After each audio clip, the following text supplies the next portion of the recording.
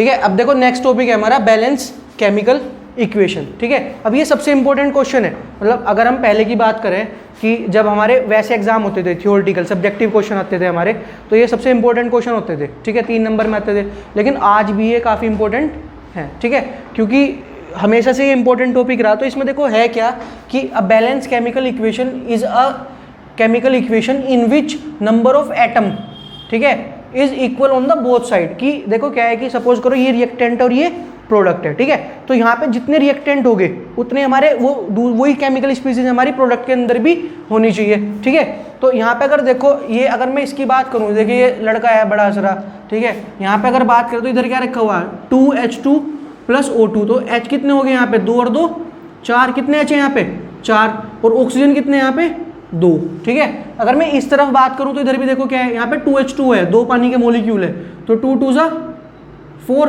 तो 4 तो H हो गए, और ऑक्सीजन कितने हैं देखो। अब ये तो पता ना कि जैसे ये ब्रैकेट के अंदर है 2AB, इसका मतलब क्या है यहाँ पे 2A है और 2B है।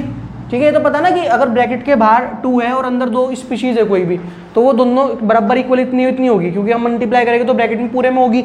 ऐसे यहाँ पे भी अगर हम बात करें तो ये हमारा ऐसे है, सपोज करो 2H2O, तो 2H2 के अगर 2 से करेंगे तो कितना जाएगा, कितने H हो गए हमारे 4 हो गए। ठीक है, और यहाँ पे अगर हम यहाँ पे बात करें तो ऑक्सीजन भी कितने हो जाओगे 2, तो देखो यहाँ पे भी कितने थे 4 हाइड्रोजन, इधर भी 4 हाइड्रोजन, इधर भी 2 ऑक्सीजन, इधर भी 2 ऑक्सीजन। तो हमारा ये कैसा है, हमारी ये इक्वेशन बैलेंस है। ठीक है, तो कहने का मतलब क्या है कि जितने हमारे रिएक्टेंट हो गए, जितने हमारे क्या हो गए रिएक्टेंट, उतने हमारे क्या होने चाहिए प्रोडक्ट होने चाहिए। देखो यहाँ पे लिखा भी हुआ है कि number of atom on the, देखो number of atom of an element on reactant, कि रिएक्टेंट के अंदर जितने हो गए उतने हमारे किस में भी होने चाहिए, उतने ही हमारे प्रोडक्ट के अंदर भी होने चाहिए। ठीक है, तो इसका रीज़न क्या है। अच्छा एक बार बताओ कि अच्छी वाली ज़िंदगी चल रही थी, कोई इक्वेशन लिखी थी, अचानक से क्या दिमाग में कीड़ा आ गया कि भाई अभी से बैलेंस करो। तो 9th क्लास में तुमने पढ़ा होगा कि laws of mass of conservation, mass of conservation का रूल पढ़ा था। तो मास ऑफ कंजर्वेशन क्या कहता था कि मास कैन नाइदर बी क्रिएटेड, ना तो मास को बना सकते ना मास को डिस्ट्रॉय कर सकते, केवल क्या होता है it can be transferred from one form to another form, कि जो हमारा मास होगा वो रिएक्टेंट से प्रोडक्ट में जो ट्रांसफर हुआ, हद से क्या हो सके उसकी स्टेट में चेंज आ सके। ठीक है, तो ये है हमारा। तो यहाँ पे देखो लिखा भी हुआ है कि कारण क्या है, क्योंकि हमें क्या करना कि law of conservation of mass को फॉलो करना है। ठीक है, जो क्या कहता है कि मास can neither be created nor be destroyed. ठीक है, अब देखो यहाँ पे एक और केमिकल रिएक्शन लिखी हुई है। अगर मैं देखो यहाँ पे लिखे है पहले हम, ये हमारे पास क्या क्या देखो, एक तो Fe है, एक हमारे पास में O है, ठीक है, एक हमारे पास में H है, ये 3 तो केमिकल स्पीशीज है। अब देखो हम यहाँ पे लिखते हैं कि रिएक्टेंट के अंदर कितने और इधर लिखते हैं प्रोडक्ट के अंदर कितने हैं। ठीक, चलो यहाँ से काउंट करना शुरू करते हैं। 4Fe, यहाँ पे कितने Fe 4, तो यहाँ पे क्या लिखेंगे हम 4।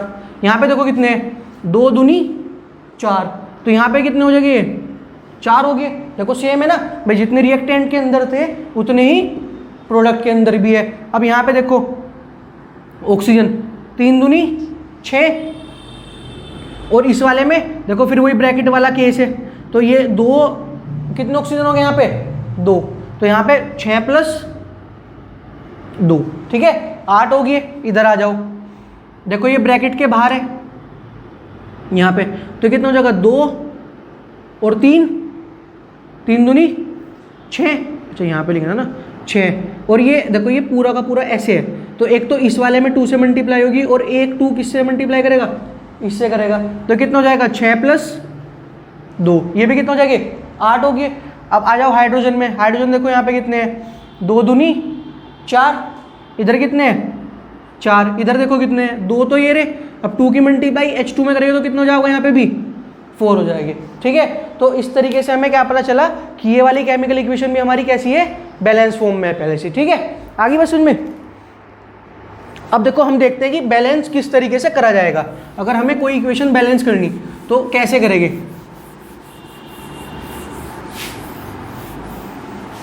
देखो सबसे पहले क्या है कि balance the poly atomic atom, हमें क्या करना, पॉली एटॉमिक एटम्स को बैलेंस करना है, लेकिन वहाँ पे हमारी ये कंडीशन है, ठीक है। और कंडीशन क्या है हमारी कि भैया वो दोनों तरफ प्रेजेंट होने चाहिए, ठीक है। They must be present on the both side. Both side का मतलब कि रिएक्टेंट के अंदर भी होना चाहिए और प्रोडक्ट के अंदर भी होना चाहिए। चलो सबसे पहले बात करते हैं कि पॉली एटॉमिक एटम होते ही क्या है, ठीक है। देखो 9th क्लास में हमने पढ़ा था, बात करते हैं पहले किसकी, पॉली एटॉमिक एटम, ठीक है। क्या है हमारा, पॉली एटॉमिक एटम, ठीक है। देखो नाम से समझ में आ रहा है कि है क्या, कि पॉली का मतलब क्या हुआ। देखो पॉली का मतलब जब काफ़ी सारे नंबर हो गए, तो जब हमारे 3 या 3 से ज़्यादा एटम आपस में कंबाइन करते हैं, ठीक है, क्या होगा, 3 या उससे ज़्यादा एटम आपस में क्या कर रहे हैं, कंबाइन करते हैं, तो हमें जो मिलता है वो हमें क्या मिलता है, पॉली एटॉमिक एटम मिलता है। जैसे एग्जाम्पल के तौर पर अगर मैं बात करूँ तो देखो जैसे SO4 है, ठीक है, कितने यहाँ पे भाई, एक ऐसे और 4 ऑक्सीजन है, तो ये भी एक पॉली एटॉमिक है। ऐसे क्या हो सके हमारा NO3, और ऐसे दुनिया भर के बहुत सारे हो सकते हैं, ठीक है। लेकिन कंडीशन क्या है कि वो दोनों के दोनों जो है दोनों तरफ प्रेजेंट होने भी चाहिए। अगर वो दोनों तरफ प्रेजेंट हो गए तो हम उसे करेंगे, और अगर वो दोनों तरफ प्रेजेंट नहीं होगे तो हम उसको बैलेंस नहीं करने के, ठीक है। अगला क्या है हमारा, बैलेंस मेटल, कि मेटल को हम किस तरीके से, ठीक है, सॉरी, अब सेकंड पॉइंट पे हम क्या बैलेंस करेंगे, मेटल को हम आइडेंटिफाई करेंगे हमारे क्वेश्चन में कि कोई मेटल है या फिर नहीं है। देखो मेटल की एक सिंपल सी तुम्हारे लेवल पे तुम्हारे पहचान करने का क्या है कि जो भी इलेक्ट्रॉन को डोनेट करता है, ऐसी केमिकल स्पीशीज जो इलेक्ट्रॉन को क्या करेगी, डोनेट करेगी, ठीक है। या हम ऐसे बोल सकते हैं कि ये कोई एटम था और उसके ऊपर कैसा चार्ज दिखाई देगा तुम्हें, प्लस का चार्ज दिखाई देगा, ठीक है। या उसकी वैलेंसी या तो +1 हो या फिर +2 हो, ठीक है, तो वो हमारे क्या हो गए, मेटल हो गए, ठीक है, हमारे क्या हो गए, मेटल। जैसे देखो एग्जाम्पल के लिए अगर मैं सोडियम लूँ, सोडियम का कितना होता है, Na, ठीक है, क्या हुआ है, Na। एटॉमिक नंबर कितना होगा इसका, 11। एटॉमिक नंबर कितना है, 11 है। अब देखो अगर 11 की इलेक्ट्रॉनिक कॉन्फ़िगरेशन करें हम तो क्या होगा, 2, फिर क्या आएगा 8, फिर क्या आएगा 1। तो इसके आउटर मोस्ट शेल में कितने इलेक्ट्रॉन है, 1 इलेक्ट्रॉन है। और भाई एक बात बताओ, अब इसके एक ऑक्टेट रूल है। ऑक्टेट रूल क्या कहता है हमें, ऑक्टेट रूल बोलता है कि हर इलेक्ट्रॉन ये चाहता है कि उसकी आउटर मोस्ट शेल में सबसे बाहर कितने इलेक्ट्रॉन हो, केवल 8 हो। तो इसके लिए 1 इलेक्ट्रॉन डोनेट करना ज़्यादा आसान है या फिर 7 इलेक्ट्रॉन किसी से लेने ज़्यादा आसान है। तो ये क्या करेगा, अपना 1 इलेक्ट्रॉन किसी को डोनेट कर देगा। अब एक बात बताओ, दानवीर लोग कैसे होते हैं, अच्छे लोग होते हैं, तो ये कैसा है, अच्छा है। तो इसका इसलिए क्या हो जाएगा, Na+, क्योंकि इसने क्या करा, 1 इलेक्ट्रॉन को डोनेट कर दिया, ठीक है। अब तुम्हें समझ में आ गया होगा कि अगर मैं तुम्हारे से पूछने लगूँ तो बेटा कि सोडियम कैसा है, मेटल है या फिर नॉन मेटल है, तो सोडियम क्या होगा हमारा, एक मेटल होगा। क्या होगा, मेटल, क्योंकि इसने क्या करा, एक तो इलेक्ट्रॉन डोनेट भी करे और इस पर कैसा चार्ज लगा हुआ है, प्लस का चार्ज लगा हुआ है, ठीक है। तो अब पेपर में अगर पहचान करनी हो तो पता चल जाएगा ना कि मेटल कौन है, नॉन मेटल कौन है। अब देखो अगला हमें क्या बैलेंस करना, नॉन मेटल बैलेंस करना। तो देखिए नॉन मेटल किस तरीके से बैलेंस करेंगे, अब इसका जस्ट अपोजिट हो जाएगा, ठीक है। ऐसी केमिकल स्पीशीज जो इलेक्ट्रॉन क्या करती हो, रिसीव करती हो, ठीक है, जो इलेक्ट्रॉन क्या करे, रिसीव करे, ठीक है। या उसके ऊपर कैसा चार्ज हो, माइनस का चार्ज हो, ठीक है। देखो एग्जाम्पल के तौर पे जैसे क्लोरीन है, क्या है हमारा, क्लोरीन है। देखो क्लोरीन की अगर हम बात करें तो सीधी सी बात है भाई कि जो क्लोरीन है, ठीक है, उसका एटॉमिक नंबर होता है 17। कितना होता है,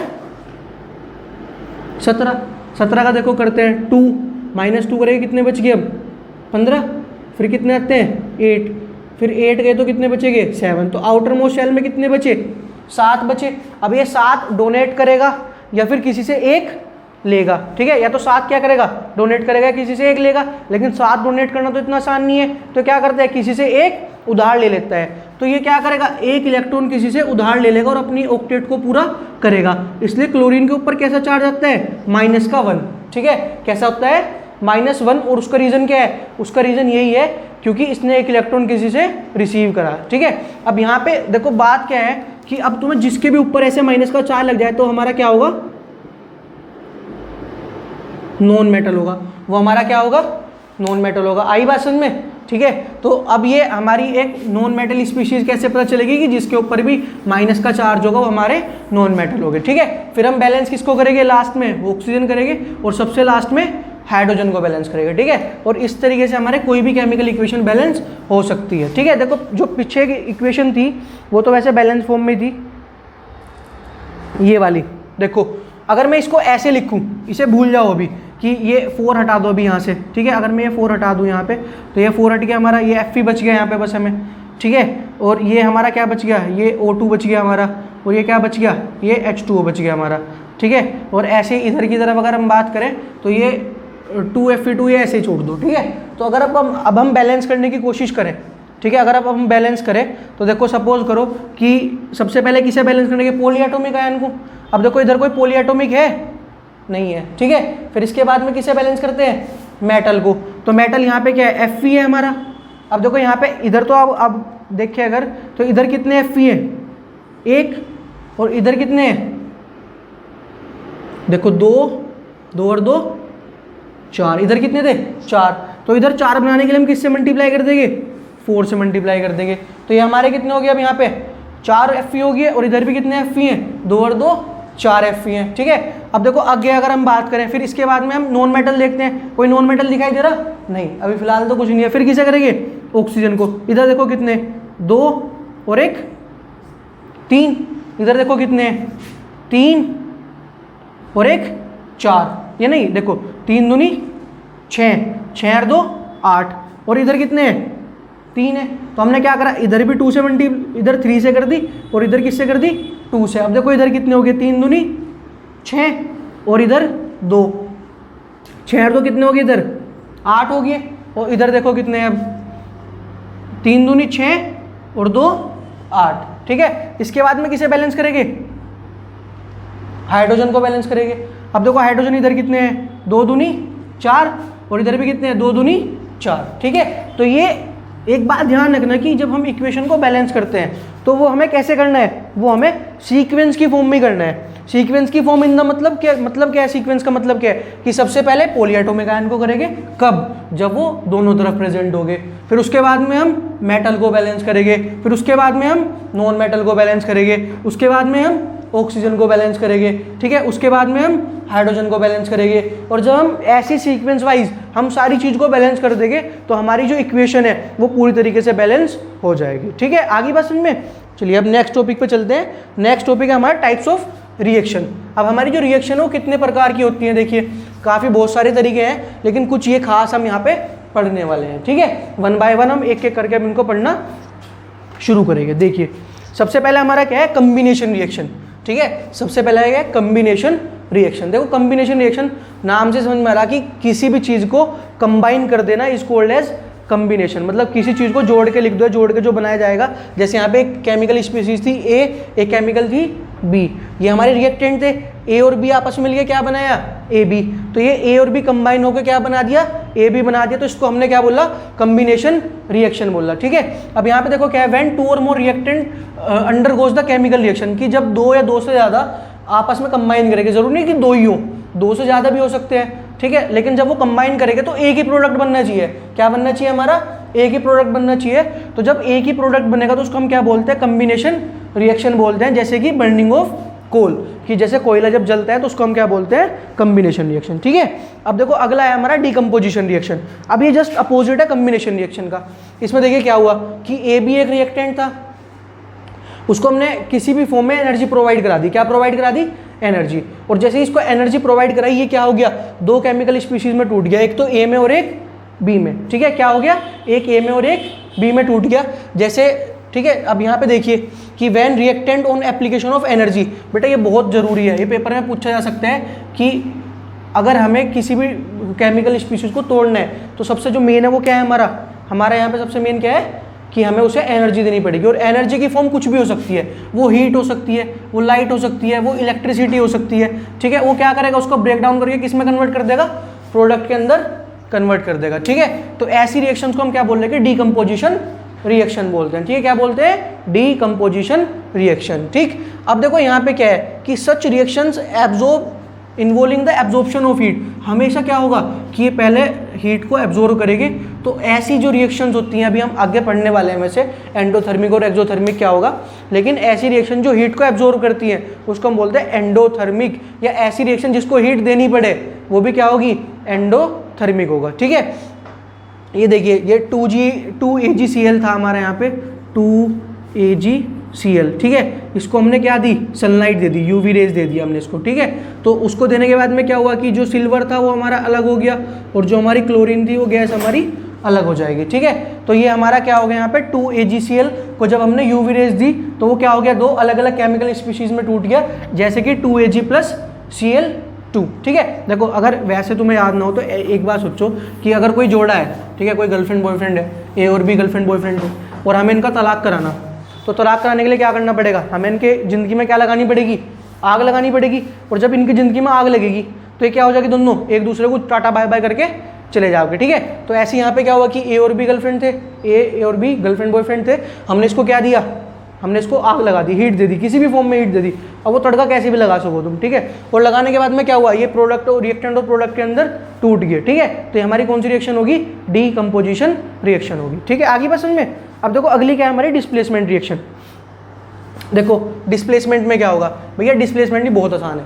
देखो ये बी और सी गर्लफ्रेंड बॉयफ्रेंड थे, ये बी और सी क्या थे, हमारे गर्लफ्रेंड बॉयफ्रेंड थे, ठीक है। अब ये ए सपोज करो कि ये तो बॉय था, बी क्या था हमारा बॉय, ठीक है, और ये सी से क्या थी, हमारी गर्ल थी, ठीक है। क्रिस्टीना नाम है इसका, ठीक है, इसका नाम क्या था, क्रिस्टीना। अब क्रिस्टीना और ये बी हमारा गाँव का ही था, कोई भोला, ठीक है। अब भोला और क्रिस्टीना गर्लफ्रेंड बॉयफ्रेंड थे, लेकिन हुआ क्या, अब क्रिस्टीना रही विदेश की, और विदेश की तो तुम्हें पता ही है। अब ये यहाँ पे कोई एंड्रू करके कोई आदमी आ गया विदेशी, ठीक है। अब ये जो एंड्रू भाई साहब थे 6 फुट के हट्टे कट्टे एब्स वाले आदमी, ठीक है, और भोले भाई साहब हमारे गांव के, ये लंबी तोंद निकली हुई है उनकी, ठीक है। तो अब यहाँ पे क्या होगा कि भैया क्रिस्टीना किससे अट्रैक्ट हो जाएगी, एंड्रू से अट्रैक्ट होगी, ठीक है। और यहाँ पे क्या होगा भैया, क्रिस्टीना ने इसको भोले भाई साहब को बोल दिया टाटा बाय बाय कि भैया आप अपना रास्ता अपना खुद देखो, और मैं तो चली किसके साथ में, एंड्रू के साथ में, ठीक है। तो ये कहाँ पे आ गई, यहाँ पे ए और सी एक साथ आ गए, और भैया बेचारे हमारे भोले भाई साहब वो क्या हो गए, वो अलग हो गए बेचारे, दोबारा से भारत के अंदर वापस आ जाओगे, ठीक है। तो देखो यहाँ पे अगर हम अब केमिकल की फॉर्म में अगर बात करें, तो केमिकल की फॉर्म में क्या होगा बेटा कि ये क्योंकि भोले से अच्छा था, ठीक है, जो हमारा एंड्रू थे वो भोले से कैसे थे, बढ़िया थे, सुपीरियर थे। ऐसे क्या होगा कि जब ये कोई केमिकल स्पीशीज थी यहाँ पे, ठीक है, लेकिन ये जो मेटल था ये ज़्यादा रिएक्टिव है, ये कैसा है, ज़्यादा रिएक्टिव है। ज़्यादा रिएक्टिव का मतलब कि जो बी वाला है, ये जो बी वाला है ये कम रिएक्टिव है और ये ज़्यादा रिएक्टिव है। तो यहाँ पे क्या होगा कि ये बी तो हट जाओगे यहाँ से, और जो मोर रिएक्टिव था वो उसकी जगह यहाँ पे ले लेगा। तो यहाँ पे ये आ गया, आई बात समझ में। फिर यहाँ पे क्या होगा, ये बी हमारे अकेले रहेंगे। देखो अब यहाँ पे ये लिखा हुआ कि डिस्प्लेसमेंट रिएक्शन अ मोर रिएक्टिव मेटल, कि जो एक ज़्यादा रिएक्टिव मेटल होगा वो क्या करेगा, displaces a less reactive metal, वो क्या कर देगा, एक कम रिएक्टिव मेटल को क्या कर देगा, डिस्प्लेस कर देगा, ठीक है। But a less reactive metal can not displace a more reactive metal. कहने का मतलब क्या है, अगर यहाँ पे एंड्रू की जगह, ठीक है, और कोई आता है, कोई भी मतलब XYZ कोई भी जो बेकार होता, मतलब भोले भाई साहब फिर भी बढ़िया थे, उससे भी सड़ा हुआ कोई भिखारी आ गया, तो क्या ये जो क्रिस्टीना जी थी ये उस भिखारी के साथ चली जाती, बिल्कुल नहीं जाती, क्योंकि भैया जब तक कोई सुपीरियर नहीं आने का तब तक उसको रिप्लेस नहीं कर सकता। ऐसे अगर ज़्यादा रिएक्टिव मेटल हुआ तो रिप्लेस कर देगा, और अगर ज़्यादा रिएक्टिव मेटल नहीं हुआ तो रिप्लेस नहीं कर पाने का, ठीक है। देखो एग्जाम्पल के तौर पे यहाँ पे ये देखिए, ये Zn है हमारा, ठीक है। Zn की रिएक्शन हमने किससे कराई, CuSO4 से करा दी, ठीक है। किससे कराई, CuSO4 से करा दी, ठीक है। हमने इसकी रिएक्शन किससे कराई, CuSO4 से कराई। तो जब CuSO4 से कराओगे तो देखो यहाँ पे क्या होगा, ये Cu हमारा कैसा था, प्लस का, SO4 कैसा है, माइनस का, ठीक है, और Zn भी हमारा कैसा है, प्लस का। लेकिन यहाँ पे खास बात क्या है कि जो जिंक है वो ज़्यादा रिएक्टिव है as compare to the copper. Copper हमारा थोड़ा कम रिएक्टिव है, ठीक है। बेचारे हमारे भोले भाई साहब हैं, ये हमारे एंड्रू जी हैं। एंड्रू जी क्या करेंगे यहाँ पे, एंड्रू जी कॉपर को लात मारेंगे और कहेंगे चल निकल यहाँ से, ठीक है। और क्या होगा कि भैया ZnSO4 एक साथ आ गए, और ये हमारे भोले भाई साहब क्या हो गए, ये हमारे अलग रह गए, ठीक है। आगे बात समझ में। अब देखो नेक्स्ट टॉपिक है हमारा डबल डिस्प्लेसमेंट रिएक्शन, ठीक है। अब देखो डबल डिस्प्लेसमेंट कैसा है। अब आपके घर में छोटे छोटे बच्चे हो गए, ठीक है। अब बच्चों की एक बहुत गंदी आदत हो है कि वो मेला घूमने गए, ठीक है। 2 बच्चे थे, एक छोटा बच्चा था, दोनों छोटे ही थे, ठीक है। सपोज करो कि रोहन सोहन थे, रोहन सोहन मेले में घूमने गए। अब एक ने क्या खरीद ली, एक ने तो बंदूक खरीद ली और एक ने ट्रैक्टर ट्रॉली खरीद ली। जब तो उनको दोनों खिलौने पसंद आ रहे थे अपने अपने, अब लेकिन घर आते आते दोनों का मूड कैसा हो गया, बदल गया। दोनों का मूड कैसा हो गया, चेंज हो गया। अब घर आते आते पता नहीं भाई क्या दिमाग में आई, अब घर आके दोनों रोने लगे, कह रहे मुझे तो क्या चाहिए, वो एक कहने लगा पहले वाला मुझे तो अब क्या चाहिए, वो ट्रैक्टर ट्रॉली चाहिए, और दूसरे वाला कहने लगा मुझे क्या चाहिए, बंदूक ही चाहिए। ठीक है, तो ऐसी कंडीशन में क्या होगा, घर वाले क्या करेंगे, उन दोनों के जो खिलौने थे उन्हें आपस में क्या करा देंगे, एक्सचेंज करा देंगे, जैसे अक्षय कुमार कर रहा, ठीक है ऐसे, ठीक है, कि ये इसके साथ और ये इसके साथ। ठीक है, तो यहाँ पे देखो क्या हुआ, ये ए था, ठीक है, ये कौन था, ए, और इसका खिलौना क्या था, बी, ये सी था और इसका खिलौना क्या था, डी था। लेकिन अब घर आने के बाद में दोनों को क्या हुआ कि भैया हमें तो खिलौने पसंद नहीं है, तो यहाँ पे क्या होगा कि इसका खिलौना इसको दे दिया जाएगा और इसका खिलौना इसको दे दिया गया। ठीक है, तो यहाँ पे क्या हुआ, 2 बार डिस्प्लेसमेंट हो गया। जैसे पिछली बार क्या हुआ था, सिर्फ एक डिस्प्लेसमेंट हो रहा था, यहाँ पे कितनी बार हुआ, 2 बार हुआ, तो हम इसको क्या बोलेंगे, डबल डिस्प्लेसमेंट रिएक्शन बोलेंगे। ठीक है, एक बात और ध्यान रखना कि आयन वाली रिएक्शन में होगा, देखो ये Na2 कैसा है हमारा, प्लस का, SO4 माइनस का, ठीक है, Ba हमारा प्लस का और Cl2 हमारा माइनस का। ठीक है, तो प्लस वाली चीज़ हमेशा, अब तो खैर कोई भी किसी के साथ भाग सके, लेकिन पहले के टाइम में क्या था कि लड़का लड़की की शादी होती थी, अब तो कोई भरोसा नहीं, 370 हटने के बाद, 370 77 था, ठीक है, जो भी था, उसके बाद में तो अब कोई किसी के साथ भी कर सके। ठीक है, तो अब ये देखो यहाँ पे क्या हुआ, Na2 किसके साथ जाओगा, ठीक है, Cl के साथ जाओगे, Na, तो क्या बना दिया यहाँ पे, NaCl बना दिया। ठीक है, और यहाँ पे ये SO4 किसके साथ जाएगा, Ba के साथ, तो इसने क्या बना दिया, BaSO4 बना दिया। ठीक है बेटे, तो एक माइनस वाली जो स्पीशीज होगी वो किसके साथ जाएगी, एक प्लस वाली के साथ जाएगी, और क्योंकि 2 बार डिस्प्लेसमेंट हुआ तो इसलिए क्या बोल लेंगे इसको हम, डबल डिस्प्लेसमेंट रिएक्शन बोल लेंगे। ठीक है, देखो अगली हमारी रिडॉक्स रिएक्शन। ठीक है, अब रिडॉक्स रिएक्शन देखो नाम से ही हमें रिएक्शन बताएगी कि नाम में क्या है, REDOX। ठीक है, तो देखो RED का तो मतलब क्या है, रिडक्शन, RED का मतलब क्या है, रिडक्शन है इस RED का। ठीक है, और OX का मतलब क्या है, ऑक्सीडेशन, OX का मतलब क्या है, ऑक्सीडेशन। तो ऐसी केमिकल इक्वेशन जिसके अंदर रिडक्शन और ऑक्सीडेशन एक साथ हो, ठीक है, ऐसी केमिकल इक्वेशन जिसके अंदर रिडक्शन और ऑक्सीडेशन एक साथ हो, वो ऐसी रिएक्शन को हम क्या बोलते हैं, ऑक्सीडेशन, सॉरी रिडॉक्स रिएक्शन बोलते हैं। क्या बोलते हैं, रिडॉक्स रिएक्शन। देखो यहाँ पे जैसे ये A से क्या बन गया, A+ बन गया तो ऑक्सीडेशन हुआ।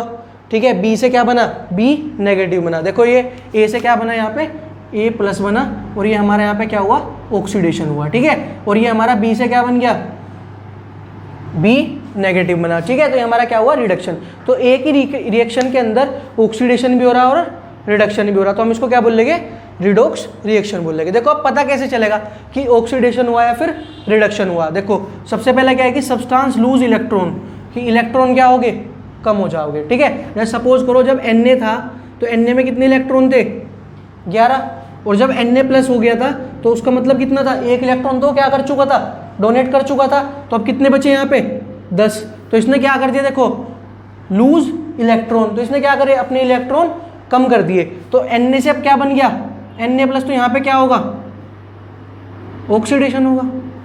आई बात समझ में। ठीक है, और अगर इलेक्ट्रॉन को गेन करेगा तो उल्टा हो जाएगा, जैसे कि रिडक्शन देखा था ना हमने क्या, कि क्लोरीन माइनस था। ठीक है, अब इस वाले क्लोरीन में कितने थे, 18, और सीधे सिंपल क्लोरीन में कितने हैं, 17।